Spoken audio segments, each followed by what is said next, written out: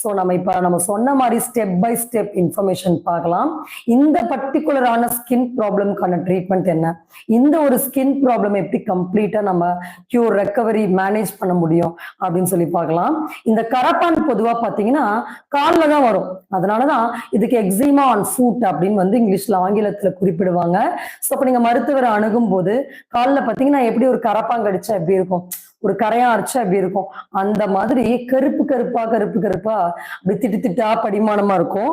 So நம்ம அது ஒரு இதுக்காக மேக்சிமம் பாத்தீங்கன்னா சிகப்பு கலரா வந்து கரப்பான் வந்து கம்மி தான். ஸோ முகத்துல வரும்போது அந்த மாதிரி சிகப்பு கலரா இருக்கும்.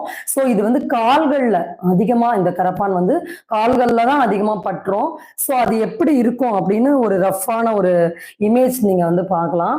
ஸோ இந்த மாதிரி காலில் அப்படியே இந்த கால் பாருங்க எப்படி அப்படி ஒரு பூச்சி கடிச்ச மாதிரி அப்படியே சிதிலா